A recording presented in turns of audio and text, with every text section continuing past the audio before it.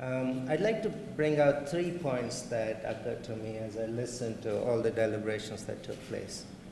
The first point I want to make is there's been such little attention to political economy factors in all the discussions that happen. And as we think about building resilient food systems, one of the big constraints to that could be political economy factors.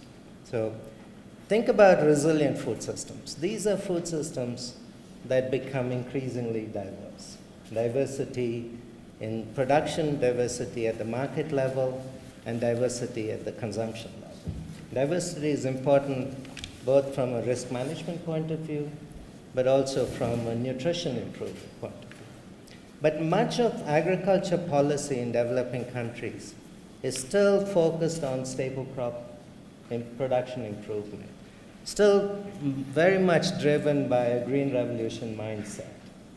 And the beneficiaries of that green revolution mindset through subsidies and through assured prices, etc., will not easily give up those benefits. And so there's a big challenge, a political economy challenge, political courage challenge to change from the green revolution mindset to a mindset of promoting a more diversified farming system. So that's one point. The second point I want to make is on metrics. We had a really good session on metrics yesterday.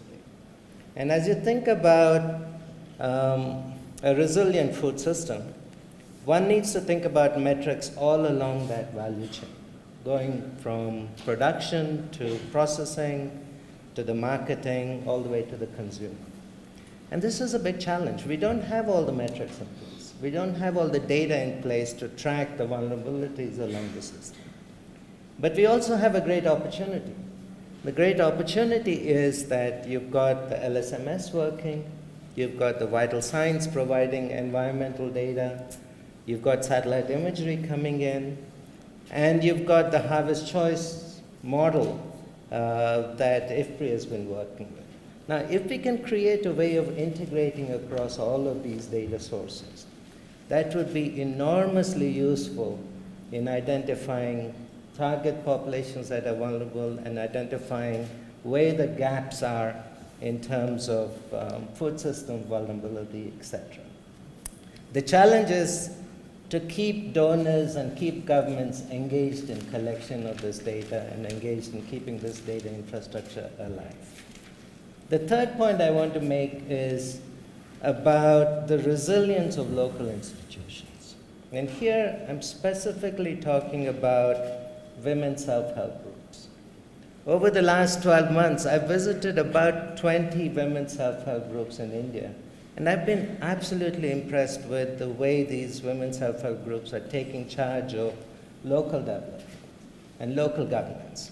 The problem, though, is a lot of donor agencies and development agencies are using these self-help groups as a platform for achieving their own work.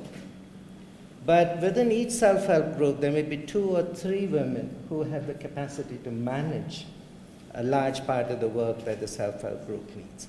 Now, to maintain the resilience of these systems, one needs to invest significantly in capacity of the women who run these self-help groups and expand the number of people who can manage these self-help groups.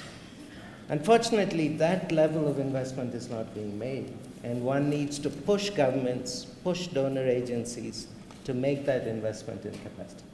Thank you. Thank you very much, Prabhu.